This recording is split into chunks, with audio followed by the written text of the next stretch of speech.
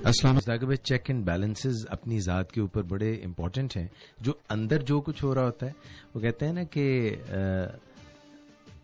What is before us and what is behind us and what is within us are even greater matters than what is before us and behind us. تو جو انسان کے اندر ایک چل رہا ہوتا ہے, جو باہر سے ان پٹ آ رہی ہوتی ہے, اس کے اوپر چیک اینڈ بیلنسز چلتے رہنے چاہیے. دیکھیں, غور و فکر کرنے کی دعوت تو آپ کو ہر کوئی دیتا ہے. ہر کوئی کہتا ہے کہ سوچو, غور کرو. ہر کوئی آپ کو ترغیب دیتا ہے کہ تجزیہ کرو چیزوں کا. حتیٰ کہ ہماری جو پروگرامنگ ہوتی ہے بچپن کی, جو 3, 4, 5 سال کی عمر میں جو باتیں ہمیں بتائی جاتی ہیں, ہمیں کوئی بھی نہیں روکتا کہ ہم ساری عمر ان کو ری چیک کرتے رہیں, ری وزٹ کرتے رہیں نئی روشنی میں. دیکھیں, جب آپ کسی بات کو پہلی دفعہ سنتے ہیں جی, تو بعض اوقات آپ کے پاس کوئی جواز نہیں ہوتا کہ اس پہ انکار کریں, لیکن پھر نئے شواہد آ جاتے ہیں. ان کی روشنی میں آپ ایک دفعہ پھر ان کو دیکھتے ہیں. اور دیکھیے, اب ایک زمانہ ہے, دنیا قریب سے قریب تر ہوتی جا رہی ہے. آپ کو اگر آپ خبریں سننے بیٹھے ٹیلی ویژن پر تو لائیو خبریں دنیا بھر سے آ رہی ہوتی ہیں کہ کیا ہو رہا ہے. تو ایک چھوٹے سے گاؤں کی کیفیت پیدا ہو گئی ہے.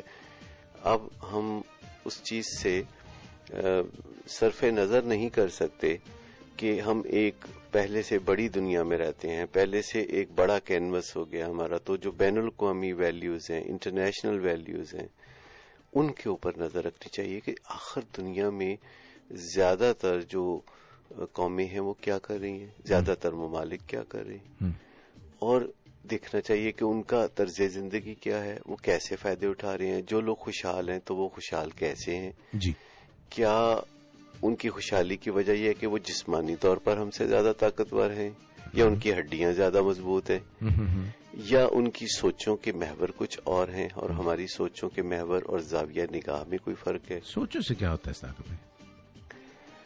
جاد بھائی, بہت فرق پڑتا ہے سوچوں سے.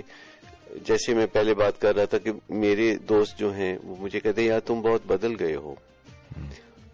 وہ ابھی بھی ملتے ہیں تو ان کا دل چاہتا ہے کہ ویسے رویہ رکھوں میں, اور وہ بھی رکھیں جیسے کہ ہم کالج ڈیز میں ہوتے تھے. بڑی ہاں, تو تڑاک کر کے بات کریں. وہ مجھ سے ایسے بات کر لیتے ہیں, میں کچھ بھی نہیں کہتا. میں کہتا ٹھیک ہے, آپ کا دل چاہتا ہے تو آپ کو حق ہے, آپ میرے بچپن کے دوست ہیں. پر میں اگر آپ کو آپ کر کے کہتا ہوں تو آپ اس پہ بھی برا نہ منائیں, مجھے بھی یہ حق دیں کہ میں آپ کی عزت کروں, عزت پہ اعتراض نہ کریں.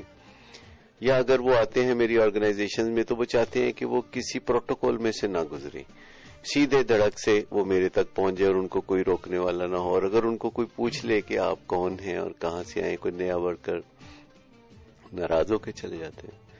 پھر جب وہ آتے ہیں تو وہ باتیں کر رہے ہوتے ہیں 70s کی, کالج کے زمانے کی باتیں کر رہے ہوتے ہیں کہ وہ یاد ہے وہ فلاں جگہ اس دن یہ ہوا تھا, وہ ایسے ہوا تھا, وہ ہمارے کالج میں ایک فلاں فنکشن ہوا تھا. تو مجھے بالکل کچھ خاص یاد نہیں ہوتا. جب وہ بتاتے ہیں تو مجھے یاد آ جاتا ہے, لیکن میری سوچوں کا محور جو ہے وہ آج کی دنیا ہوتی ہے, اور آنے والے وقت کے بارے میں سوچ رہا ہوتا ہوں کہ وقت کون سی کروٹیں بدل رہا ہے.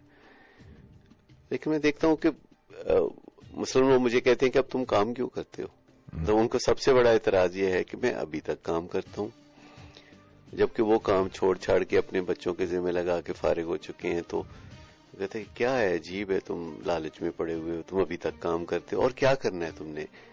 وہ سمجھتے ہیں کہ یہ سب کچھ جو ہے میں اپنی ذات کے لیے کرتا ہوں.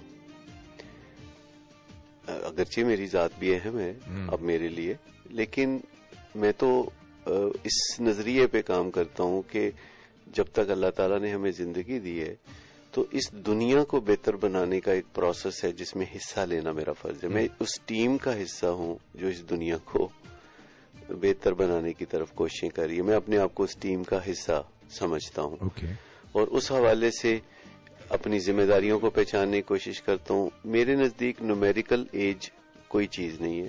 میرے نزدیک میری اپنی توانائی اگر وہ ہے تو وہ کارآمد کاموں میں خرچ ہونی چاہیے.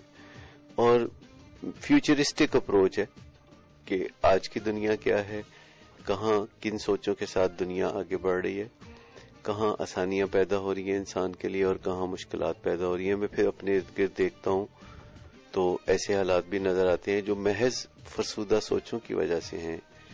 اب دیکھیے, کراچی کے واقعات دیکھیے. ابھی کل رات ہی میں ٹیلی ویژن پہ دیکھ رہا تھا کہ گجرات میں 15 لوگوں کو قتل کر دیا گیا. ایسی پرانی دشمنیاں چل رہی ہیں. 40-50 لوگ پہلے قتل ہو چکے ہیں اور پرانی دشمنیاں, اور پیچھے ان کے خاندان کے لوگ کس طرح رو رہے تھے.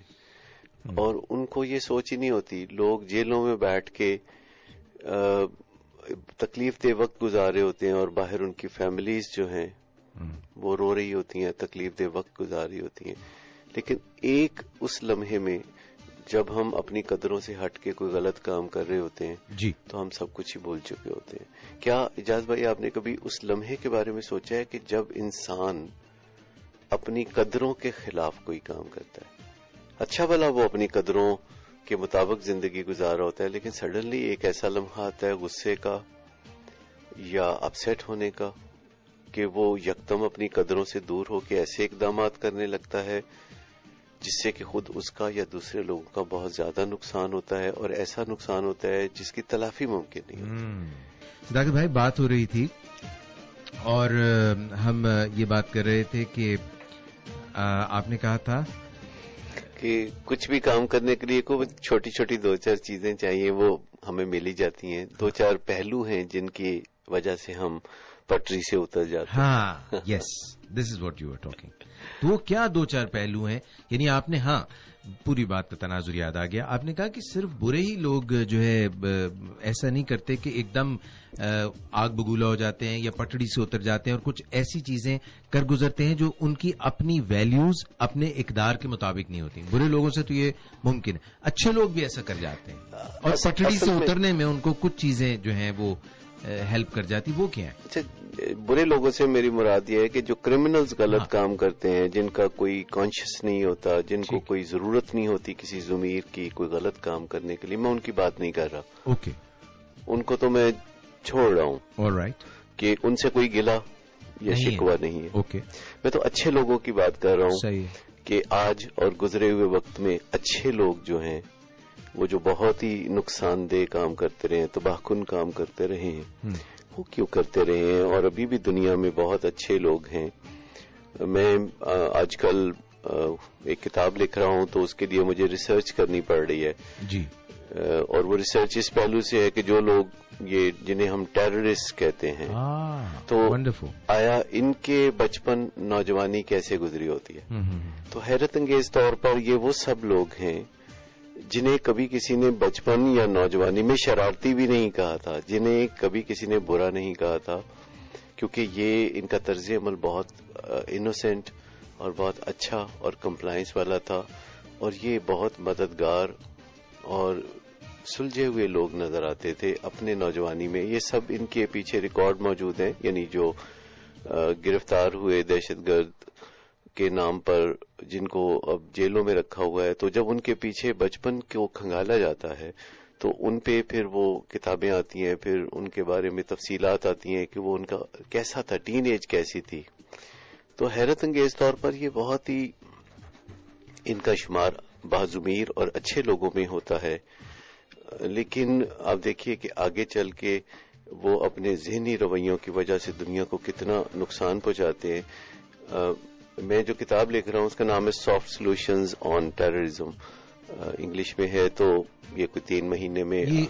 سافٹ سولوشن سے مطلب نرم جو حل ہے, مطلب سخت حل نہیں, نرم حل جو ہے جو ذہین لوگ پیش کر سکتے ہیں. مجھے یہ بتائیے کہ آپ کو اس میں کوئی اعتراض, اگر مطلب it's entirely up to you, اگر کیونکہ ابھی آپ لکھ رہے ہیں تو اگر کچھ تھوڑا سا خاکہ آپ اس کا بتائیں کہ یہ جو آپ نے سافٹ سولوشنز, پتہ ہے میں نے کیوں آپ سے سوال فوراً ہی پوچھ لیا جھٹی, میرے تھا ذہن میں پہلے بھی کہ ہم بات کریں گے تھوڑی سی اس کی, اب آپ نے بات کھول ہی دی. مجھے نہیں پتا تھا بک لکھ رہے ہیں, مگر یہ ہمارا مسئلہ بہت ہی جس کو کہتے ہیں نا ذہن پر طاری ہو جانے والا مسئلہ بن گیا ہے. یہ جو دہشت گردی والا, یہ کل کے واقعات سن لیں آپ, ڈے بیفور یسٹرڈے کراچی میں جو واقعات ہوئے ہیں, تو اگر آپ چاہیں تو ہم سے یہ تھوڑا سا سافٹ سولوشنز کی ایسی پہلے ہم جو بات کر رہے تھے اس کو کر لیں تو پھر اس پہ آ جائیں گے. میں جو بات کر رہا تھا کہ ہمیں یعنی اچھے انسانوں کی میں بات کر رہا ہوں, بڑے معاشرے میں سلجھے ہوئے انسانوں کی بات کر رہا ہوں, بااختیار انسانوں کی بات کر رہا ہوں, جن کا تاریخ میں نام آتا ہے, ان کی میں بات کر رہا ہوں.